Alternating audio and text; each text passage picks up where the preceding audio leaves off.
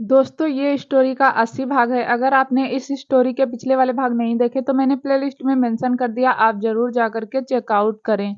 राजवीर का मूड अभय की बकवास सुनने का नहीं था। उसने अभय को कॉलर से पकड़कर उठाया और मारना शुरू कर दिया। राजवीर ने अभय को इतना मारा लेकिन अभय एक भी पंच राजवीर को मार नहीं पाया। राजवीर ने अभय को मारते हुए कहा, तुझे मैंने कितनी बार पीटा है लेकिन तेरे अंदर अक्ल नहीं आई। सही कहा है किसी ने, लातों के भूत बातों से नहीं मानते। तुझे तो जितना मारो उतना कम है। कहकर राजवीर ने फिर से अभय को मारना शुरू कर दिया। अभय के मुंह से खून आने लगा लेकिन राजवीर के हाथ नहीं रुके। अभय के पैर की हड्डी टूट गई थी लेकिन राजवीर का गुस्सा अभी शांत नहीं हुआ था। राजवीर ने अभय को मारते मारते अधमरा कर दिया। राजवीर अभय को तब तक मारता रहा जब तक अभय बेहोश नहीं हो गया। राजवीर ने अभय का कॉलर छोड़ दिया और अभय जमीन पर धड़ाम से गिर पड़ा। राजवीर ने फोन निकाला और शिवाय को कॉल करके सब कुछ बता दिया।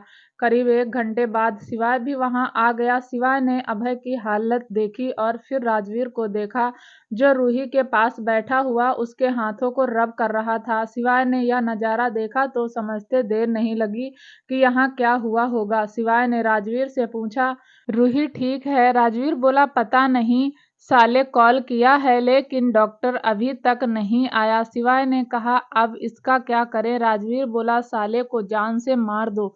मैं रोज रोज इसे पीट नहीं सकता। जब देखो मक्खी की तरह मेरी रूही के आसपास मंडराता रहता है। शिवाय ने राजवीर को चिढ़ाते हुए कहा, ओहो मेरी रूही, एक वक्त था जब तू रूही से शादी नहीं करना चाहता था और अब एक वक्त है कि पिछले 1 घंटे से उसके हाथ को अपने हाथ में पकड़े बैठा है। शिवाय की ऐसी बात सुनकर राजवीर की आंखों में हल्की सी शर्म आ गई और चेहरे पर मुस्कुराहट।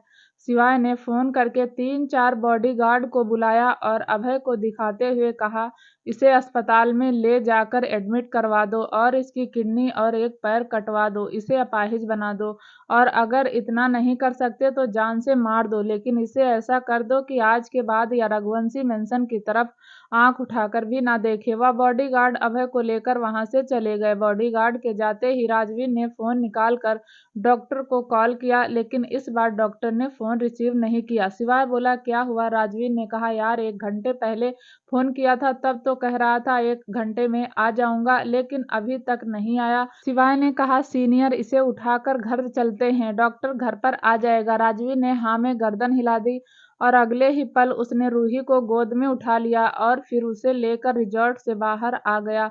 शिवाय और राजवीर दोनों ही रूही को लेकर राजवीर के घर आ गए थे। राजवीर ने रूही को गोदी में लेकर बेड पर लिटा दिया। राजवीर ने फिर से फोन निकाला और किसी दूसरे डॉक्टर को बुला लिया। 20 मिनट बाद एक लेडी डॉक्टर वहां आ गई थी। शिवाय और राजवीर बाहर चले गए।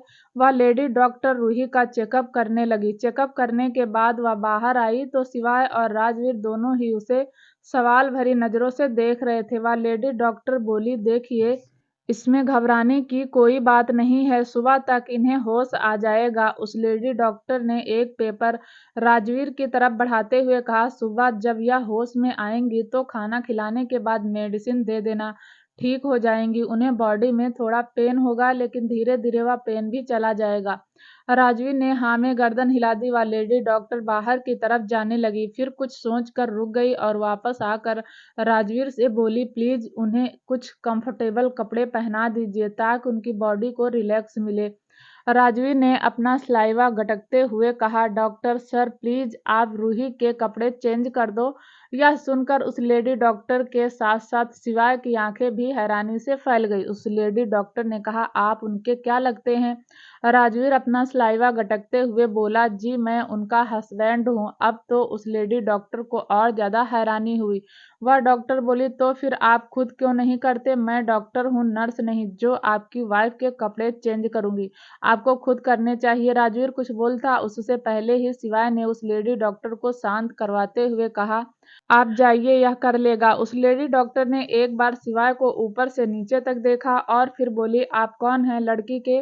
शिवाय ने कहा, मैं उसका भाई। लेडी डॉक्टर ने कमर पर हाथ रख कर कहा, तो आप अपने जीजा को समझाते क्यों नहीं कि कुछ काम पति ही करें जो अच्छा लगता है? शिवाय ने हाथ जोड़कर कहा, हाँ मैं इसे समझा दूंगा, आप जाइए। थैंक यू वेरी मच कि आप हमारे बुलाने पर आ गई। वह डॉक्टर चली गई। शिवाय ने राजवीर को देखा और राजवीर शिवाय से अपनी नजर चुराने लगा। शिवाय बोला, सीनियर ज्यादा स्मार्ट मत बन, तेरे रूही के बीच में कुछ नहीं है। शिवाय को बुरा तो लग रहा था क्योंकि उसने अपनी बहन का डेडिकेशन देखा था। शिवाय बोला, मुझे यह बात पूछनी तो नहीं चाहिए क्योंकि वह मेरी बहन है, लेकिन मैं नहीं पूछूंगा तो कौन पूछेगा। जान सकता हूँ कि तुम दोनों के बीच में इतनी दूरी क्यों है, जबकि तुम्हारी शादी को 6 महीने हो गए हैं और तुम रूही से प्यार भी करते हो और रूही को तो तुमने देख ही लिया। तुम्हारे पीछे पूरी पागल है, उसके बाद भी तुम दोनों के बीच फिजिकल कुछ भी नहीं है। राजवीर बोला, यार मैं तुझे समझा नहीं पाऊंगा, लेकिन मैंने उसके लिए सरप्राइज प्लान तो किया था और इस सरप्राइज में यह सब हो गया। शिवाय ने कहा, राजवीर मैं यह नहीं कहता कि तू गलत है, लेकिन रूही के लिए सबसे अच्छा लड़का तू ही है और तू ही उससे दूरी बना कर रखता है। तेरे पे शब्द के लेवल की तो दाद देनी पड़ेगी। इतनी सुंदर लड़की तेरे घर में रहती और तुझे उसे छूने का पूरा हक है, और सबसे बड़ी बात तो उसे प्यार करता है, फिर भी तुमने उससे दूरी बनाकर रखी हुई है। इसलिए मैंने सोचा रूही ज्यादा चिड़चिड़ी है, वह चिड़ी तू चिड़ा, दोनों मिलकर चिड़चिड़ा हो गए। बेचारी तुझ पर गुस्सा निकाल नहीं सकती, इसीलिए कितनी बार एम्प्लॉय को डांट देती और तू समझता नहीं क्या करूं मैं, तेरा सीनियर। राजवीर तो गर्दन झुकाए बस शिवाय की बातें सुन रहा था। राजवीर जानता था कि शिवाय सही है और वह गलत, लेकिन अब तो राजवीर अपनी गलती सुधारने की कोशिश कर रहा था और आज उसने जब अपने रूही के बीच में कुछ स्पेशल करने की सोची तो यह सब हो गया। शिवाय बोला, अब मैं जा रहा हूँ और एक अच्छे पति की तरह अपनी पत्नी की सेवा कर, मुझे बहुत जल्दी मामा बना दे। राजवीर ने शिवाय को देखा और शिवाय ने कंधे उचका कर कहा, कुछ गलत था अभी कह रहा हूँ जो तू ऐसे देख रहा है। राजवीर ने कुछ नहीं कहा। शिवाय फिर बोला, अब मैं चलता हूँ, बाकी तू समझदार है। इतना कहकर शिवाय वहां से चला गया। राजवीर वापस से कमरे में आया। उसने रूही को देखा जो सो रही थी, या कह सकते हैं वह बेहोश थी। उसे सुबह ही होश आता। राजवीर रूही के कपड़े चेंज करने में कंफर्टेबल तो नहीं था, लेकिन अब उसके पास ऑप्शन नहीं था। राजवीर ने कभी नहीं सोचा था कि जिस रात को वह अपनी इतनी स्पेशल बनाना चाहता है, वह रात उसकी जिंदगी की सबसे खराब रात होगी। राजवीर ने धीरे धीरे रूही के कपड़े चेंज कर दिए और फिर उसे अपनी एक वाइट शर्ट पहना दी और फिर रूही को बाहों में लेकर सो गया। सुबह राजवीर की जब आंख खुली तब भी रूही सो रही थी। राजवीर ने टाइम देखा तो सुबह के 9 बज गए थे। राजवीर ने रूही को जगाने की कोशिश की, लेकिन शायद रूही अब भी होश में नहीं आई थी। राजवीर उठा और बाथरूम में चला गया और तभी रूही की आंख खुल गई। Flashback and. रूही की आंखों से आंसू टपकने लगे। उसकी पकड़ राजवीर पर कसती जा रही थी। राजवीर ने भी रूही को कसकर पकड़ा हुआ था। राजवीर बोला, बस समझ आ गया कि कल रात क्या हुआ। रूही ने हाँ में गर्दन हिला दी। राजवीर ने रूही के बालों को सहलाते हुए कहा, अच्छा चलो हटो मेरे ऊपर से, मैं तुम्हारे लिए नाश्ता बनाकर लाता हूँ, खाना खाकर दवाई ले लेना। लेकिन रूही राजवीर के ऊपर से नहीं हटी। राजवीर ने रूही को खुद से दूर करने की कोशिश की, लेकिन रूही ने राजवीर को रोकते हुए कहा, राजवीर मुझे नाश्ता नहीं करना है, ना ही कोई दवाई खानी है। राजवीर ने मुस्कुराकर कहा, तो क्या मुझे खाओगी? रूही ने गर्दन उठाकर राजवीर को देखा और हाँ में गर्दन हिला दी। राजवीर ने रूही को धीरे से बेड पर लिटा दिया और खुद बेड से उठकर बोला, बहुत कमजोर हो तुम, खाना खा लो चुपचाप, आई बड़ी मुझे खा सकती हो। यह कहकर राजवीर कमरे से बाहर चला गया और रूही की आंखों में फिर से आंसू आ गए। राजवीर रूही के लिए नाश्ता बनाकर लाया। उसने रूही को अपने हाथों से नाश्ता कराया, लेकिन रूही बेमन नाश्ता कर रही थी। उसे अब एक और मिनट राजवीर से दूर नहीं रहना था, लेकिन राजवीर भी अपने पेशेंस लेवल को और हाई कर रहा था। राजवीर ने रूही को फिर दवाइयां दे दी और रूही ने दवाई भी खा ली। राजवीर ने रूही को धीरे से लिटा दिया और रूही भी लेट गई। राजवीर ने रूही को कंबल से कवर कर दिया और रूही गुस्से में राजवीर की तरफ से मुंह फेर कर लेट गई। राजवीर के चेहरे पर मुस्कुराहट आ गई। राजवीर भी रूही के पीछे लेट गया और उसने रूही को पीछे से गले लगाकर कहा, पक्का प्रॉमिस, बहुत जल्द सब ठीक हो जाएगा। लेकिन तुम अभी ठीक नहीं हो, तुम्हारी बॉडी में पेन है, मुझे बताया था डॉक्टर ने कि कुछ दिनों में धीरे धीरे ही पेन चला जाएगा। रूही कुछ नहीं बोली, लेकिन उसकी आंखों में आंसू बह गया और वह आंसू राजवीर की हथेली पर आकर गिरा। राजवीर ने रूही को अपनी तरफ घुमाने की कोशिश की, लेकिन रूही गुस्से में राजवीर की तरफ देखना भी नहीं चाहती थी। रूही के ऐसे बचपने पर राजवीर को हंसी आ रही थी, लेकिन वह समझ गया था कि रूही मानने वाली नहीं है। पेशेंस लेवल राजवीर का हाई था, रूही का नहीं। रूही तो राजवीर के करीब आने के लिए एक्साइटेड रहती थी। राजवीर यह बात जानता था, फिर भी रूही को इंतजार करवा रहा था। राजवीर ने धीरे धीरे अपनी उंगली रूही की कमर पर चलानी शुरू की और रूही के चेहरे पर हल्की सी मुस्कुराहट आ गई। थोड़ी देर बाद राजवीर ने अपना चेहरा रूही की गर्दन में छुपा लिया और उसकी गर्दन को चूमने लगा। रूही की सांस हल्की सी भारी हो गई। देखते ही देखते राजवीर रूही की शर्ट के बटन खोलने लगा और अगले ही पल दोनों एक दूसरे के प्यार में खो गए। दूसरी तरफ रघुवंशी मेंशन में हर्षवर्धन अपने कमरे में बैठा हुआ काम कर रहा था और तभी उसका फोन फिर से वाइब्रेट हुआ। हर्षवर्धन ने फोन इग्नोर कर दिया, लेकिन वह फोन कंटिन्यू वाइब्रेट होता रहा। हर्षवर्धन ने इरिटेट होकर फोन उठाया तो सामने से आवाज आई, मिस्टर हर्षवर्धन, यही नाम है ना आपका? यह सुनते ही हर्षवर्धन को याद आया कि कुछ दिनों पहले भी ऐसा ही कॉल आया था और वह कंफर्म करने की कोशिश कर रहा था कि क्या यह नंबर हर्षवर्धन का ही है। हर्षवर्धन बोला, हाँ, मेरा नाम मिस्टर हर्षवर्धन है, क्या काम है? दूसरी तरफ से आवाज आई, काम कुछ भी नहीं है, लेकिन सोच कर बताइए, क्या सच में तुम्हारा नाम हर्षवर्धन है? हर्षवर्धन को गुस्सा आ गया और वह बोला, तुम पागल तो नहीं हो? इतना कहकर हर्षवर्धन ने फोन कट कर दिया। हर्षवर्धन फिर से अपना काम करने लगा। सिवाय दरवाजे पर खड़ा हुआ यह सब देख रहा था। सिवाय आगे आया और बोला, चाचू क्या हुआ, कोई प्रॉब्लम है? हर्षवर्धन ने कहा, कोई फोन करके परेशान कर रहा है मुझे। कौन परेशान कर सकता है? हर्षवर्धन ने अपने लैपटॉप में डूबा हुआ था। उसने ध्यान ही नहीं दिया कि सिवाय ने हर्षवर्धन का फोन उठा लिया और चुपचाप उनके कमरे से भी निकल गया। सिवाय बाहर आया, उसने उस नंबर को देखा और फिर वापस जाकर हर्षवर्धन का फोन उसकी टेबल पर रख दिया।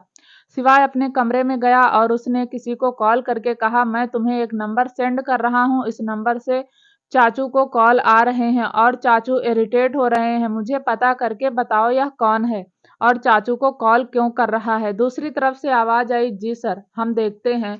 सिवाय बोला, देखते नहीं है, मुझे पूरी इंफॉर्मेशन लाकर दो, जरूरत पड़े तो इस आदमी को किडनैप कर लो। सिवाय फोन पर बात ही कर रहा था, तभी आर्या ने आकर पीछे से सिवाय को गले लगा लिया। सिवाय ने फोन कट किया और पलट कर आर्या को गले लगा लिया। आर्या ने भी अपना सिर सिवाय के सीने पर रख दिया। सिवाय ने आर्या के बालों को चूम कर कहा, क्या बात है, आज पति पर बड़ा प्यार आ रहा है? आर्या ने मुस्कुराकर कहा, मुझे तो हमेशा ही प्यार आता है, लेकिन मेरे पति के पास टाइम ही नहीं है। सिवाय ने झुककर आर्या के गर्दन में चूमते हुए कहा, आदत डाल लो छुई मुई, टाइम तो इतना ही मिलेगा, लेकिन थोड़ा टाइम भी मिलेगा, उसमें भी मैं तुम्हें इतना प्यार करूंगा कि तुम्हारी शिकायत दूर हो जाएगी। आर्या ने सिवाय के सीने पर एक पंच मारकर कहा, नहीं होगी, मुझे बहुत सारा टाइम भी चाहिए और बहुत सारा प्यार भी। सिवाय का फोन वाइब्रेट हुआ। सिवाय ने फोन चेक किया तो वह फोन इम्पोर्टेंट था। सिवाय ने फोन कट किया और एक मैसेज सेंड कर दिया। सिवाय ने आर्या को गोद में उठाया और बोला, चलो सोने का टाइम हो गया है, तुम आजकल देर रात तक जगने लगी हो। इतना कहकर सिवाय आर्या को बेडरूम में ले आया और आर्या को बहुत प्यार से बेड पर लिटा दिया। सिवाय जैसे ही उठने को हुआ, आर्या सिवाय की दोनों कॉलर पकड़कर अपनी तरफ खींचते हुए बोली, यह क्या बात हुई, आप मेरे पास नहीं सोएंगे? सिवाय ने आर्या के माथे को चूम कर कहा, मुझे कुछ काम है, लेकिन आर्या ने कॉलर नहीं छोड़ी और ना में गर्दन हिला दी। सिवाय ने फिर कहा, छुई मुई, सच में बहुत जरूरी काम है। आर्या ने फिर से ना में एक बार गर्दन हिला दी। सिवाय के चेहरे पर मुस्कुराहट आ गई और वह आर्या के पास ही लेट गया। आर्या ने अपना सिर सिवाय की बाजू पर रख लिया और सिवाय आर्या के सिर को सहलाने लगा, लेकिन आर्या को नींद नहीं आई। आर्या को सिवाय से जो चाहिए था, सिवाय भी राजवीर की तरह उसे देख नहीं रहा था। सिवाय ने राजवीर को तो लंबा चौड़ा लेक्चर दे दिया, लेकिन खुद आर्या से दूरी बनाए हुए था। जरूरत तो आर्या को भी थी, लेकिन वह सिवाय से अपने दिल की बात कह नहीं सकती थी। उसे अपने दिल की बात कहते हुए बहुत ज्यादा इरिटेशन हो रही थी, जबकि रूही ओपन माइंडेड थी, इसलिए उसने कई बार राजवीर को अपने दिल की बात बोल दी थी। आर्या मुंह बनाकर सिवाय से चिपकी हुई लेटी हुई थी। यही सब सोचते सोचते आर्या को नींद आ गई। वहीं सिवाय के दिमाग में कुछ और ही चल रहा था। जब उसने महसूस किया कि उसकी छुई मुई सो गई तो वह धीरे से उसके पास से उठ गया और फिर उसने आर्या को ब्लैंकेट से कवर किया और उसका माथा चूमा और स्टडी रूम की तरफ बढ़ गया। दूसरी तरफ जब रूही की आंख खुली तो उसे और ज्यादा पेन हो रहा था। रूही ने धीरे धीरे करवट लेने की कोशिश की तो उसकी दर्द से एक आह निकल गई। तभी राजवीर कमरे में आया। उसने रूही को देखकर कहा, क्या बात है, अब तुम्हें दर्द हो रहा है? अब तुम्हें दर्द हो रहा? रूही को कल रात की बातें याद आ गई और उसने शर्म से अपनी नजरें झुका दी। राजवीर रूही के पास आया। उसने रूही को अच्छे से बेडशीट से कवर कर दिया और फिर गोद में उठाकर बोला, मना किया था ना, लेकिन मानती नहीं हो। मैं कहीं भागा जा रहा था जो कल ही यह सब करना जरूरी था। राजवीर की डांट से रूही की आंखें हल्की सी नम हो गई। रूही बच्चों सा मुंह बनाकर बोली, राजवीर तुम बहुत अनरोमांटिक पर्सन हो, बहुत ज्यादा। एक तो मुझे दर्द हो रहा है, ऊपर से मुझे डांट भी रहे हो। राजवीर ने झुककर रूही के माथे को चूम कर कहा, तो यह दर्द तो तुमने खुद ही अपने नसीब में लिखा है। कल मुंह फुलाकर तो ऐसी लेटी थी जैसे जिंदगी भर मुझसे बात नहीं करोगी। या नखरे ना, मैं नहीं उठाने वाला। कहकर राजवीर रूही को बाथरूम में ले आया। उसने रूही को बाथ टब में बिठाया और उसमें हल्का सा गर्म पानी भरने लगा। राजवीर बोला, मेरी हेल्प चाहिए या मैं जाऊं? रूही तो राजवीर को देख रही थी और मन ही मन सोच रही थी, क्या सोचकर मैं इस इंसान से प्यार करने लगी। इतना अनरोमांटिक पति भगवान किसी को ना दे। राजवीर हल्का सा मुस्कुराकर रूही के बाथ टब के पास बाहर की तरफ बैठ गया और रूही की तरफ चेहरा घुमाते हुए बोला, यह मन ही मन क्या गाली दे रही हो? तुम्हारे सामने बैठा हूँ, मुंह ऊपर करके गाली दो। रूही मुंह बनाकर बोली, कुछ नहीं, आप मेरे नखरे नहीं उठाएंगे लेकिन मुझे उठा लेंगे। आप मुझे उठाकर यहाँ तक लाए, उसके लिए थैंक यू। अब जाओ। राजवीर ने भी मुस्कुराकर कहा, अच्छा मतलब मेरी हेल्प चाहिए लेकिन मुंह से कहना भी नहीं, इसीलिए इतना मुंह बना रही हो? राजवीर ने अपनी उंगलियों को मोड़कर रूही की गर्दन में हल्का हल्का चलाते हुए कहा, लेकिन मैं फ्री में हेल्प क्यों करूं? बदले में मुझे भी तो कुछ चाहिए। रूही कुछ नहीं बोली, वह राजवीर के इनडायरेक्ट बातों का मतलब समझ रही थी। राजवीर खड़ा हो गया और बोला, तो तुम्हें मेरा प्रपोजल पसंद नहीं आया? ठीक है, मैं बाहर चला जाता हूँ। राजवीर जैसे ही एक कदम बढ़ाया, रूही ने राजवीर की कलाई पकड़ ली। आधे घंटे बाद राजवीर रूही को बाथरूम से गोदी में उठाकर कमरे में लेकर आया। उसने रूही को बहुत प्यार से सोफे पर बैठा दिया। रूही अब काफी रिलैक्स फील कर रही थी। रूही ने पूछा, यहाँ क्यों बैठाया? राजवीर बोला, बेडशीट की हालत देख रही हो कैसी हो रही है, चेंज कर के आता हूँ। राजवीर ने रूही के लिए बेडशीट चेंज की, ब्लैंकेट को अच्छे से फोल्ड किया, फिर उसने तकिया के कवर चेंज किए। रूही राजवीर को देख रही थी। रूही जितना और राजवीर को देखती उसका मन उतना ही राजवीर की तरफ झुकता। राजवीर भी चाहे उसे कुछ भी कहता था लेकिन उसने रूही को प्रिंसेस की तरह रखा था। बेशक उनके बीच में पहले कुछ भी ठीक नहीं था लेकिन अब राजवीर की सांस रूही में बसती थी और रूही की सांस राजवीर में। थोड़ी देर बाद राजवीर रूही के कपड़े लेकर आया, फिर उसने रूही को कपड़े पहना दिए। राजवीर ने रूही को सहारे में उठाया और रूही धीरे धीरे चलकर बेड के पास आ गई। राजवीर ने रूही को अच्छे से बेड पर लिटा दिया और ब्लैंकेट से कवर करके कहा, मैं तुम्हारे लिए कुछ खाने के लिए लेकर आता हूँ, फिर अपनी मेडिसिन ले लेना। थोड़ी देर बाद राजवीर रूही के लिए खाना लेकर आया। दोनों ने साथ में खाना खाया और फिर राजवीर भी रूही के पास लेट गया। रूही ने भी कसकर राजवीर को गले लगा लिया। थोड़ी देर बाद रूही की उंगली राजवीर के सीने पर चलने लगी और राजवीर के चेहरे पर मुस्कुराहट आ गई। राजवीर बोला, क्या कह रही हो? अभी तुम ठीक नहीं हो। कल मैंने तुम्हारी बात मान ली थी, अब एक अच्छी लड़की की तरह सो जाओ। रूही बोली, लेकिन बाथरूम में कोई डील कर रहा था, कह रहा था कि हेल्प करने के बदले में उसे क्या चाहिए। राजवीर ने हल्की सी करवट ली और रूही के होठों पर अपने होंठ रख दिए। एक डीप किस के बाद राजवीर ने रूही के माथे पर चूम कर कहा, तुम ठीक हो जाओ समझी, और अपने दिमाग में या उल्टी सीधी बातें मत लाया करो। रूही बोली, वैसे राजवीर एक बात बताओ, तुम्हें बेटा चाहिए कि बेटी? राजवीर बोला, मुझे दोनों चाहिए। रूही बोली, फिर तो तुम्हें डबल डबल मेहनत करनी पड़ेगी। राजवीर को रूही की बात समझ नहीं आई लेकिन अगले ही पल उसने आंखें राजवीर ने रूही को देखा तो रूही जोर से हंसने लगी। राजवीर ने भी हंसते हंसते रूही को खुद के सीने में छुपाते हुए कहा, बस बहुत हुआ, पता नहीं ऐसी बातें कहाँ से सीखती हो, कहीं यह भी तो तुम्हें कूड़ेदान वाला सिखा कर तो नहीं गया? रूही को अब और ज्यादा हंसी आ गई और दोनों ही ऐसी बातें करते करते सो गए। रघुवंशी इंडस्ट्रीज में आज कॉन्टेस्ट का सेमीफाइनल था और शिवाय पूरी तैयारी में था। रैंप पर कैट वॉक हो रही थी। हीर कॉन्फिडेंस के साथ कैट वॉक करती हुई आगे आई और फिर चली गई और इस बार हीर को हर्षवर्धन ने पूरे मार्क्स दिए और यह सब देखकर ऑडियंस में बैठी हुई सारी लड़कियां जोरों से चिल्लाई। उनके चिल्लाने से हीर का कॉन्फिडेंस लेवल थोड़ा और बढ़ गया और हर्षवर्धन के चेहरे पर मुस्कुराहट आ गई। हर्षवर्धन ने मन ही मन खुद से कहा, हीर बिना किसी के दिल में भी अपने लिए जगह बना लेती। वंशिका और वरदान तो पहले से ही हीर को फुल मार्क्स देते थे और इस बार भी दोनों ने हीर को फुल मार्क्स दिए थे। धीरे धीरे 24 मॉडल और आई और वह भी कैट वॉक करके चली गई।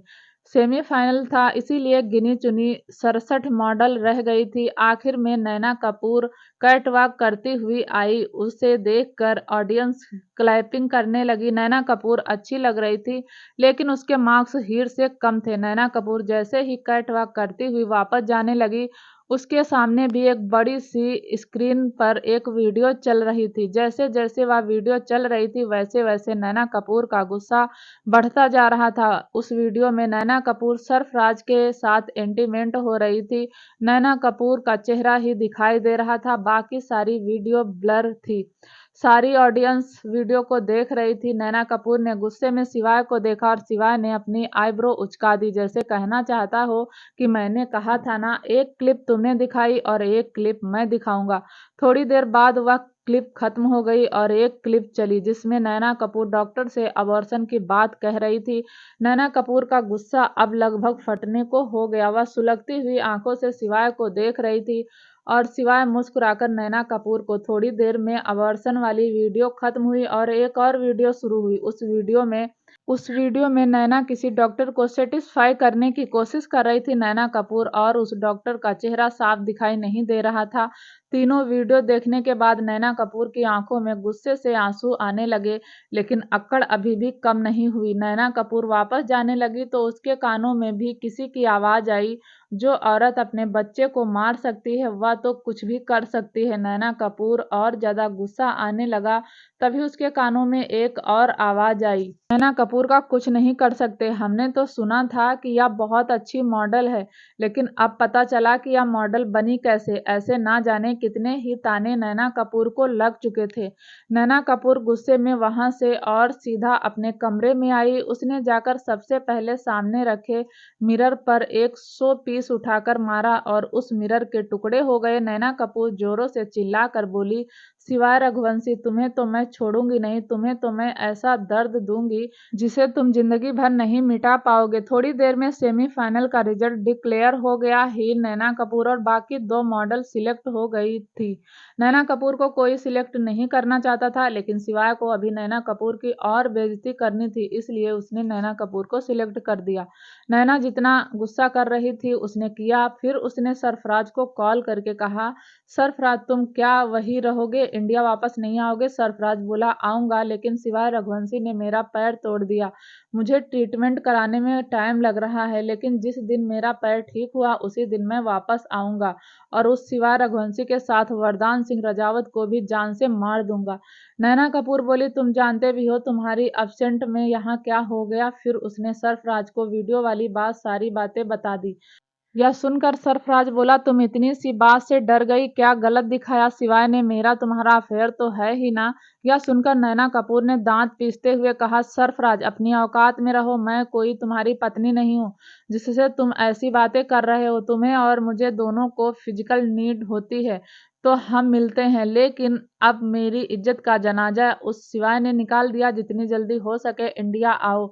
सरफराज ने मुस्कुराकर कहा, लगता है मेरी बिल्ली बुरा मान गई। चलो कोई बात नहीं, लगता है तुम्हें मेरी जरूरत है, मैं आ जाऊंगा, टेंशन मत लो, बहुत जल्द मैं तुम्हारे साथ होऊंगा। नैना कपूर बोली, सरफराज मेरा सिर दर्द से फट जाएगा। मैंने एक प्लान बनाया है, उस प्लान के मुताबिक तुम्हें मेरा साथ देना होगा। एक ही बार में रघुवंशी फैमिली का किस्सा खत्म कर देंगे। ना रहेगी रघुवंशी फैमिली और ना रहेगा मेरे सिर का दर्द। सरफराज बोला, क्या प्लान है तुम्हारा? नैना कपूर ने सरफराज को अपना प्लान बता दिया। सरफराज ने कहा, ठीक है, तुम इस कॉन्टेस्ट को जीत लो, उसके बाद हम अपने प्लान को एग्जीक्यूट करेंगे। सरफराज ने इतना कहकर फोन कट कर दिया। नैना ने टूटे हुए कांच की तरफ देखकर कहा, मैं सच कहती हूँ सिवाय रघुवंशी, अगर मैं बर्बाद हुई तो आबाद तो तुम्हें भी नहीं रहने दूंगी। सांझ जल्दी जल्दी कॉरिडोर से होती हुई शौर्य के केबिन की तरफ बढ़ गई। सांझ जैसे ही केबिन के पास पहुंची, शौर्य की हंसने की आवाज आ रही थी। सांझ के चेहरे पर एक मुस्कुराहट आ गई। उसने मन ही मन खुद से कहा, आज मैं शौर्य को बता देती हूँ कि मैं ही उसकी चाशनी हूँ और स्वीटी उससे झूठ बोल रही है। सांझ जैसे ही केबिन में गई, शौर्य फोन पर बात कर रहा था। उसने कहा, चलो मैं तुमसे बाद में बात करता हूँ। यह बात बोलकर शौर्य ने फोन कट कर दिया और सांझ को देखकर बोला, हाँ तो बताओ यहाँ क्यों आई हो। सांझ बोली, बड़ी हंसी के फव्वारे छूट रहे हैं। किससे बात कर रहे थे शौर्य? शौर्य सांझ को चिढ़ाते हुए बोला, स्वीटी से। और किससे? तुम्हें पता है सांझ, जब से मुझे स्वीटी मिली है तब से मेरा हर दिन खुशियों से भर गया है। बस अब जल्दी से अपनी चाशनी से शादी करनी है। सांझ को शौर्य की बात बहुत बुरी लग रही थी। उसके चेहरे पर जो थोड़ी सी मुस्कुराहट थी वह गायब हो गई। सांझ बोली, तुम्हें पक्का पता है कि स्वीटी ही तुम्हारी चाशनी है? शौर्य सांझ के दिल की बात समझ नहीं पाया और उसे और ज्यादा चिढ़ाते हुए बोला, पता है, बिल्कुल पता है कि वह मेरी चाशनी है और मैं बहुत जल्द उसे शादी के लिए प्रपोज करने वाला हूँ। फिर भी मैं उससे शादी करूंगा और फिर हमारे छोटे छोटे खट्टे मीठे अंगूर जैसे बच्चे होंगे। क्या बताऊं, मैंने अपनी चाशनी का कितना इंतजार किया। मैं बस उसके साथ खुश रहना चाहता हूँ, उसे खुश रखना चाहता हूँ, उसे जल्दी से रजावत हाउस लेकर जाना चाहता हूँ। क्या बताऊं तुम्हें, यह सब कॉन्टेस्ट खत्म हो जाए उसके बाद अपने और चाशनी के शादी के कार्ड छपवा दूंगा। शौर्य को इतना एक्साइटेड देखकर सांझ की आंख भर गई, लेकिन सांझ ने खुद को कंट्रोल कर लिया। फिर बोली, मैं तो यहाँ बस ऐसे ही आ गई थी। सॉरी, मैंने तुम्हें और तुम्हारी स्वीटी को डिस्टर्ब कर दिया। मैं चलती हूँ, तुम कर लो अपनी स्वीटी से बात। इतना कहकर सांझ केबिन से बाहर चली गई। बाहर जाते ही सांझ की आंखों से पानी झरने की तरह बहने लगा। सांझ को यकीन आ गया कि सॉरी अब अपनी स्वीटी के साथ ही अपनी जिंदगी बिताना चाहता है। सांझ मन में खुद से बोली, सॉरी, मैंने हमेशा तुम्हारे लिए अच्छा ही सोचा है, आज भी अच्छा ही सोचूंगी। भगवान करे तुम अपनी स्वीटी के साथ हमेशा खुश रहो। मैं तुम्हारे और तुम्हारी स्वीटी के बीच नहीं आऊंगी, कभी नहीं आऊंगी। यहाँ से बहुत दूर चली जाऊंगी, इतना दूर कि तुम कभी भी मेरी शक्ल नहीं देखोगे। वहां से अपने दिल को समझाकर चली गई और अंदर ही अंदर डिसाइड कर चुकी थी कि वह अब दोबारा शौर्य की जिंदगी में दखल अंदाजी नहीं करेगी। जहां शौर्य डिसाइड कर चुका था कि वह कॉन्टेस्ट के बाद सांझ को प्रपोज करेगा, वहीं सांझ भी डिसाइड कर चुकी थी कि कॉन्टेस्ट के बाद वह राजस्थान हमेशा हमेशा के लिए छोड़ देगी। थोड़ी देर बाद शिवाज शौर्य के केबिन में आया और बोला, क्या कर रहा है शौर्य? शौर्य जो कि लैपटॉप में आंखें गड़ाए बैठा था, वह बोला, कुछ नहीं, अपने और सांझ के लिए कुछ स्पेशल प्लान करने की सोच रहा हूँ, लेकिन देख रहा हूँ मुझे कोई भी रेस्टोरेंट पसंद नहीं आ रहा जहां मैं अपनी सांझ को प्रपोज कर सकूं। शिवाज शौर्य के पास आकर बैठ गया और उसने लैपटॉप में एक नज़र देखकर कहा, देख शौर्य, यह सब रहने दे और जाकर सीधा सीधा सांझ को अपने दिल की बात बता दे। बहुत परेशान कर लिया तूने उसे। शौर्य बोला, क्यों, उसने मुझे परेशान नहीं किया। शिवाय ने फिर कहा, यार वह कंफर्म नहीं थी, उसे लगा हो सकता है तुम किसी और का इंतजार कर रहे हो। खैर ये तेरे चोचले हैं, अपना वक्त जाया कर रहा हूँ। शौर्य ने ना में गर्दन हिलाते हुए कहा, चोचले होंगे तेरे लिए, मेरे लिए तो यह सब बहुत ही स्पेशल है। मैंने कई साल सांझ का इंतजार किया है, तो मैं अब इतने लंबे इंतजार को 2 मिनट में खत्म नहीं करना चाहता। सांझ के लिए कुछ स्पेशल करना चाहता हूँ ताकि सांझ खुश हो जाए। कुछ ऐसा करना चाहता हूँ जिससे सांझ को महसूस ना हो कि इस दुनिया में उसका कोई नहीं।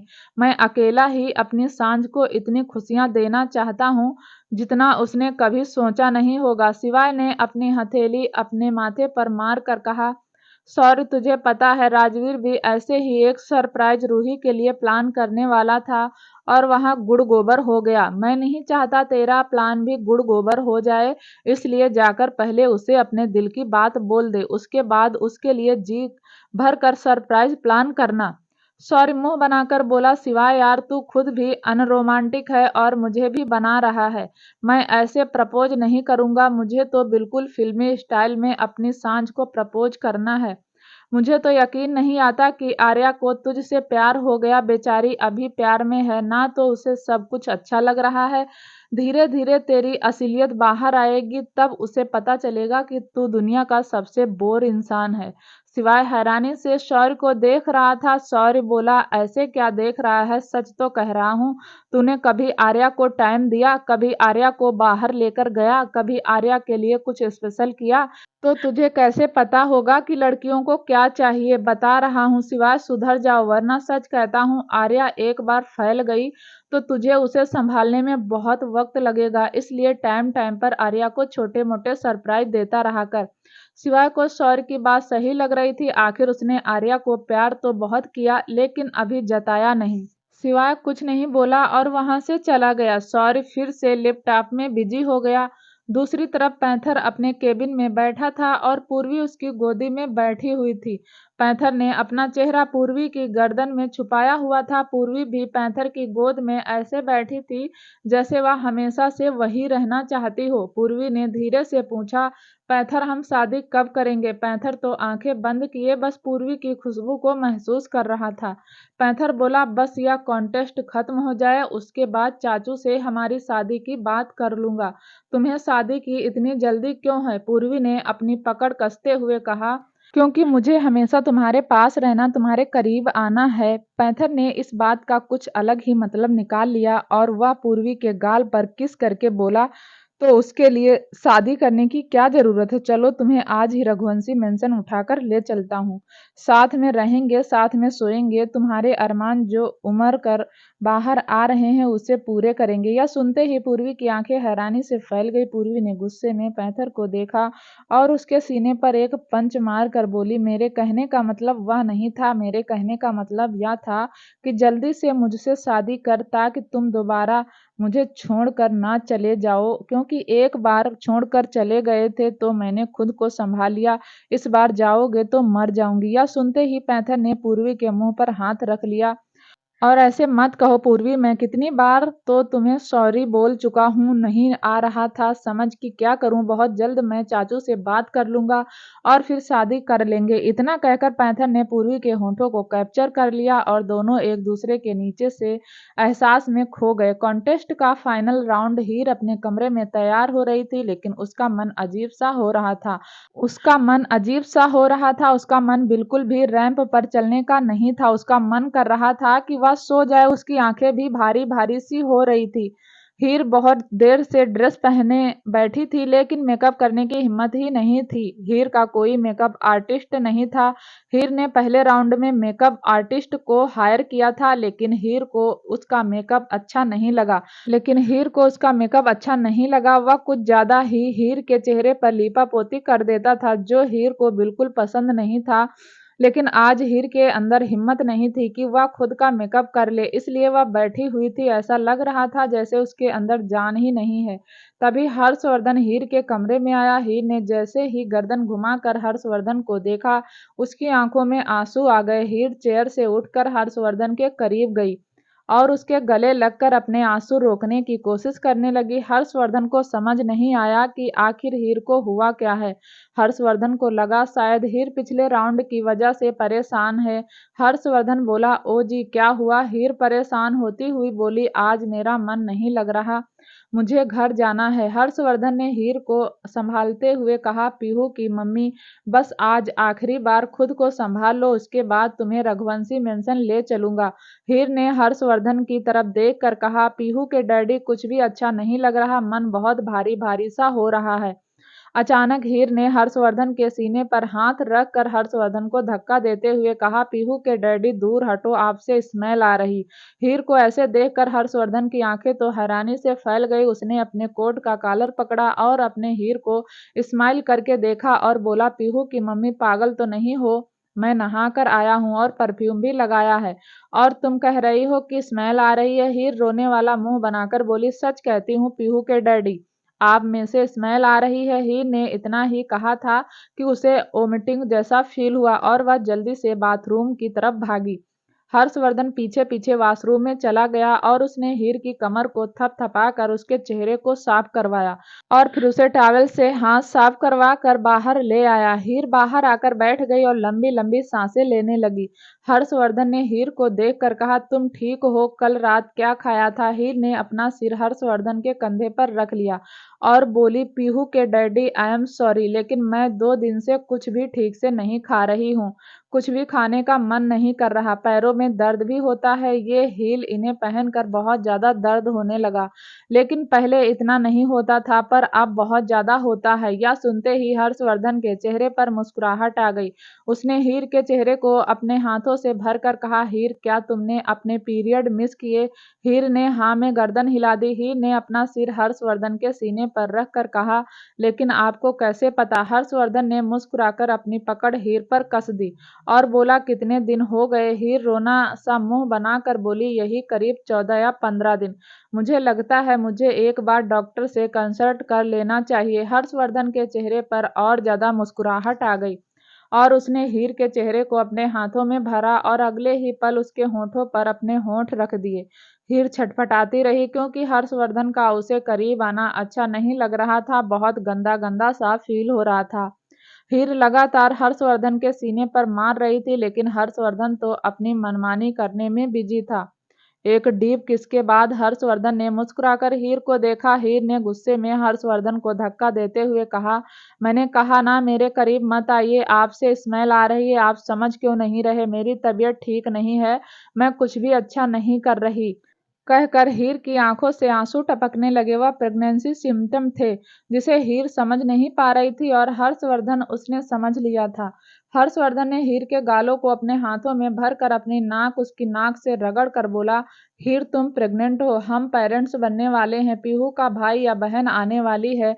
यह सुनते ही हीर तो आंखें फाड़े हर्षवर्धन को देख रही थी, और हर्षवर्धन ने उसे फिर से गले लगा लिया और उसके बालों को चूम कर बोला, सच कह रहा हूँ, यकीन नहीं आता ना? रुको। इतना कहकर हर्षवर्धन ने अपना फोन निकाला और किसी को मैसेज सेंड कर दिया। हीर की आंखों में जो अभी परेशानी के आंसू थे वह खुशी में बदल गए। हीर ने हर्षवर्धन को देखकर कहा, आप सच कह रहे हैं पीहू के डैडी? मैं सच में माँ बनूंगी? हर्षवर्धन ने हाँ में गर्दन हिला दी और बोला, माँ तो तुम पहले ही बन गई थी मेरी पीहू की। अब तो पीहू के भाई की माँ बनोगी। हीर ने हर्षवर्धन को कसकर गले लगा लिया और वह फूट फूट कर रोने लगी। हर्षवर्धन भी समझ रहा था कि हीर खुशी के मारे ऐसे रो रही है। हीर रोना नहीं चाहती थी, वह खुश थी, लेकिन उसकी प्रेगनेंसी की वजह से उसका मूड स्विंग हो रहा था। उसकी खुशी आंसू के द्वारा बाहर आ रही थी। हर्षवर्धन ने हीर के आंसू को पोंछ कर कहा, अब रोती रहोगी? आज लास्ट डे है। प्लीज हिम्मत करके कैट वॉक कर लो। उसके बाद हमेशा के लिए अपने घर चलना, अपने गोविंद के पास। अब तो तुम्हारे गोविंद भी मुझे कहने लगे कि मुझे हीर के हाथ की सेवा चाहिए, तुम्हारी नहीं। यह सुनकर हीर के चेहरे पर मुस्कुराहट आ गई। सच तो था, हीर कभी भी गोविंद को अकेला नहीं छोड़ती थी, लेकिन कुछ मजबूरी के चलते उसने गोविंद को अकेला छोड़ दिया था, या कह सकते हैं अपने गोविंद को अपने साहब के भरोसे छोड़ दिया था। थोड़ी देर तक हीर हर्षवर्धन एक दूसरे से ऐसे ही बातें करते रहे। हर्षवर्धन ने हीर को चेयर पर बिठाया और उसकी तैयार होने में हेल्प की। आज फाइनल राउंड था, जिसे चाह कर भी एक्टिंग नहीं कर सकती थी। थोड़ी देर बाद हीर को तैयार करके हर्षवर्धन कमरे से बाहर चला गया। जाने से पहले उसने हीर को अच्छे से मोटिवेट कर दिया। हीर भी समझ गई थी कि आज उसका लास्ट कैट वॉक है। उसके बाद वह हमेशा हमेशा के लिए रघुवंशी मेंशन चली जाएगी। दूसरी तरफ नैना कपूर किसी को कॉल कर रही थी। नैना कपूर रेडी हो गई थी और वह भी जानती थी कि आज कुछ भी हो जाए, सिवाय उसे यह कंपटीशन जीतने नहीं देगा। वह अभी एक्सेप्ट कर चुकी थी, लेकिन यह उसकी असली हार नहीं थी। उसने कुछ और ही सोचा हुआ था जिसके लिए वह किसी को कॉल कर रही थी। फाइनली 2 बार कॉल करने के बाद किसी ने उसका फोन रिसीव किया और नैना कपूर चिल्लाती हुई बोली, तुम्हें सरफराज ने बताया नहीं कि मेरा कॉल रिसीव न करने का अंजाम क्या होगा? दूसरी तरफ से आवाज आई, मैम हम रेडी हैं, जैसा आप कहेंगे वैसा ही हो जाएगा। नैना चिल्लाते हुए बोली, और अगर ऐसा नहीं हुआ तो मैं सरफराज से कहकर तुम्हें इस दुनिया से हमेशा हमेशा के लिए रुखसत करा दूंगी। इसलिए बेहतर होगा कि हर काम टाइम से हो जाना चाहिए। दूसरी तरफ से आवाज आई, आप बेफिक्र रहिए मैम, काम हो जाएगा। नैना बोली, सरफराज कब तक आएगा? दूसरी तरफ से आवाज आई, मैम बस 2 घंटे में पहुंचने वाले होंगे, वह आपसे वहीं पर मिलेंगे। नैना ने फोन कट कर दिया और मिरर में खुद को देखकर बोली, सिवाय रघुवंशी, यह तो मैं जानती हूँ तुम यह अवार्ड मुझे नहीं जीतने दोगे, लेकिन मैं भी तुम्हारी जिंदगी में जहर घोल दूंगी। थोड़ी देर बाद नैना कैटवॉक करती हुई रैंप पर आई। नैना को देखकर ऑडियंस को ज्यादा खुशी नहीं हुई, क्योंकि पिछली बार उन्होंने नैना का असली रूप देख लिया था। नैना को भी कोई खास फर्क नहीं पड़ रहा था। नैना बिल्कुल प्रोफेशनल मॉडल की तरह कैटवॉक करके वापस चली गई। और फिर हीर कैटवॉक करते हुए आई। हीर बहुत सुंदर लग रही थी, क्योंकि आज उसने साड़ी पहनी थी, वह भी अपने साहब की पसंद की।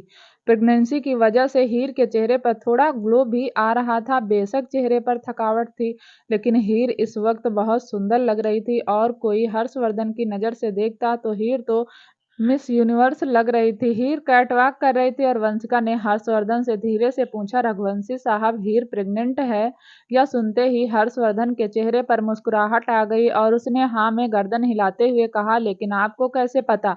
वंशिका ने कहा, उसका चेहरा बता रहा है, और कुछ दिन से कुछ ज्यादा ही ग्लो आ रहा है चेहरे पर। हर्षवर्धन बोला, वह तो मेकअप का कमाल है। वंशिका ने ना में गर्दन हिलाते हुए कहा, मेकअप का कमाल नहीं है, प्रेगनेंसी का कमाल है। धीरे धीरे चेहरे पर और ज्यादा ग्लो आएगा।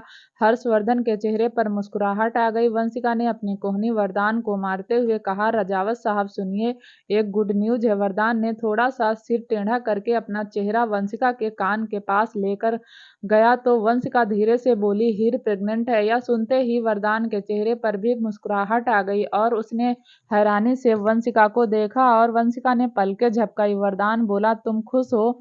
वंशिका ने हाँ में गर्दन हिला दी। वरदान ने कहा, तो कुछ सीखो हीर से। देखो, उसने हर्षवर्धन को पापा बना दिया, और तुम हो कि उम्र का बहाना लेकर बैठी हो। अरे, हमारी उम्र में तो लोग भाग कर शादी करते हैं। जिस उम्र में हमारी बेटी है, मुझे भी एक बेटा दे दो। वैसे भी शौर्य दूसरे तीसरे दिन मुझसे यही डिमांड करता है। वंशिका वरदान की बात सुनकर शर्म से लाल हो रही थी। फिर उसने वरदान की बातों को बहकाते हुए कहा, रजावत साहब सामने देखें, मुझे नहीं, मुझे तो आप बाद में भी देख लेंगे। वरदान ने सामने देखकर कहा, तुम्हें लगता है तो मुझे बहका पाओगी? नहीं, अब तो हमारा बच्चा भी हर्षवर्धन के बच्चे के साथ ही आएगा। सुनकर वंशिका ने तो अपनी हथेली अपने माथे पर मार दी। थोड़ी देर में 2-4 मॉडल और कैट वॉक करती हुई आई और फाइनली विनर अनाउंस होने का टाइम आ गया, और जो डिसाइड था वही हुआ। हर्षवर्धन, वंशिका और वरदान तीनों ही स्टेज पर आ गए और वंशिका ने हीर को विनर अनाउंस कर दिया और विनर हीर हो गई। यह सुनते ही ऑडियंस चिल्लाने लगी और सब हीर को बधाइयां देने लगी। जिस क्लिप को देखकर ऑडियंस ने हीर को बुरा भला कहा था, शिवाय ने वैसी ही क्लिप का इस्तेमाल करके हीर को ऑडियंस के सामने आइडियल बना दिया। सब बहुत खुश थे और नैना के चेहरे पर भी मुस्कुराहट थी, क्योंकि नैना कुछ बड़ा करने वाली थी। जब हीर को क्राउन पहनाया जा रहा था तो नैना ने भी ना चाहते हुए क्लैपिंग की। हर्षवर्धन ने हीर को स्टेज पर ही गले लगा लिया। कॉन्टेस्ट खत्म हो गया। थोड़ी देर बाद हीर हर्षवर्धन के साथ केबिन में थी, लेकिन आज कुछ उल्टा था। हर्षवर्धन सोफे पर बैठा था और हीर अपना सिर हर्षवर्धन की थाई पर रखकर लेटी हुई थी। हीर की तबीयत अभी थोड़ी सी खराब थी और हर्षवर्धन अपना हाथ उसके बालों में चला रहा था। यह पहली बार था जब उसने हर्षवर्धन की गोद में सिर रखा था, वरना तो हमेशा से ही हीर ही हर्षवर्धन के सिर को दबाती थी। हर्षवर्धन बोला, हीर मैं बहुत खुश हूँ, बहुत ज्यादा खुश। एक तो सिवाय का प्लान कामयाब हो गया और दूसरा मैं पापा बनने वाला हूँ। यह सोचकर ही मुझे बहुत अच्छा लग रहा है। हीर कुछ रिएक्ट नहीं कर रही थी, लेकिन हर्षवर्धन अपनी ही धुन में कुछ ना कुछ बोले जा रहा था। थोड़ी देर बाद हर्षवर्धन ने महसूस किया कि हीर सो चुकी। हर्षवर्धन ने हीर का सिर अपनी गोद से उठाकर सोफे पर रखने लगा, लेकिन तभी ही नींद में बोली, पीहू के डैडी थोड़ी देर और बैठे रहिए। हर्षवर्धन अब नहीं उठा। आखिर हीर ने इस वक्त का कितना इंतजार किया था। हर्षवर्धन तो फिर भी अपनी फैमिली के साथ रहता था, अपनों के साथ रहता था, लेकिन हीर का तो कोई अपना नहीं था। वह तो फ्लैट में अकेली ही रहती थी। गोविंद को अपना मानती थी और गोविंद भी रघुवंशी मेंशन में रहते थे। इसलिए हर्षवर्धन हीर की फीलिंग को समझते हुए वहीं बैठा रहा और फिर से उसके बालों को सहलाने लगा। दूसरी तरफ शिवाय भी अपने केबिन में बैठा हुआ कुछ काम कर रहा था। तभी उसके पास किसी का कॉल आया। शिवाय ने कॉल रिसीव किया और बोला, कहो क्या बात है। दूसरी तरफ से आवाज आई, सर सरफराज इंडिया आ गया है और थोड़ी देर में राजस्थान पहुंचने वाला है, आप आ जाइए। शिवाय ने ओके कहकर फोन कट कर दिया। शिवाय ने लैपटॉप बंद किया और केबिन से बाहर निकल गया। शिवाय तेजी से जा रहा था, तभी उसकी टक्कर दिव्यांश से हो गई। दिव्यांश बोला, इतनी जल्दी में कहाँ जा रहा है, आज तो सेलिब्रेशन का टाइम है और तुम हो ऑफिस से निकल लिए, वह भी किसी को बिना बताए। शिवाय ने कहा, दिव्यांश चाचू और चाची का ध्यान रख लेना, नैना चुप नहीं बैठेगी, कुछ ना कुछ जरूर करेगी, मैं किसी काम से जा रहा हूँ, ठीक है। दिव्यांश ने हाँ में गर्दन हिला दी और शिवाय वहां से चला गया।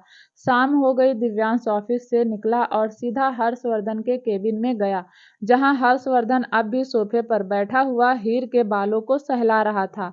दिव्यांश ने आईब्रो उचकाकर कहा, क्या बात है, चाची की सेवा हो रही है, वैसे होनी भी चाहिए, बेचारी मेरी चाची ने कितना कुछ नहीं झेला। हर्षवर्धन के चेहरे पर मुस्कुराहट आ गई। हर्षवर्धन बोला, कुछ काम था। दिव्यांश ने कहा, कुछ नहीं, आपका लाडला मुझे कहकर गया है कि मैं आपका और आपकी साहिबा का ध्यान रखूं। चलो चाचू घर चलते हैं, बाकी सेवा घर जाकर कर लेना, अब तो वैसे भी यह परमानेंट हमारे घर में रहने लगेंगी। कुछ भी कहो चाचू, लड़की आपने सही पटा ली। हर्षवर्धन ने दिव्यांश को थप्पड़ दिखाते हुए कहा, ऐसे ही चला जाएगा कि पिट कर जाएगा। दिव्यांश ने भी मुस्कुराकर कहा, हाँ हाँ ऐसे ही चला जाऊंगा, लेकिन फिलहाल खड़े हो जाओ, चलो। हर्षवर्धन ने धीरे से हीर का सिर सोफे पर रखा और फिर खड़े होकर एक अंगड़ाई तोड़ी, क्योंकि वह बहुत देर से एक ही पोजीशन में बैठा हुआ था। हर्षवर्धन ने फिर हीर को गोद में उठा लिया। हीर को भी एहसास हुआ कि उसे किसी ने गोद में उठाया, लेकिन वह जानती थी उसके साहब के अलावा यह काम करने की हिम्मत किसी में नहीं है। हर्षवर्धन ने जैसे ही हीर को गोद में उठाया, दिव्यांश ने तो सीटी मार दी। फिर उसने केबिन का गेट खोला और हर्षवर्धन हीर को ऐसे ही लेकर बाहर आ गया। थोड़ी देर बाद हर्षवर्धन हीर को लेकर गाड़ी की बैक सीट पर बैठा हुआ था।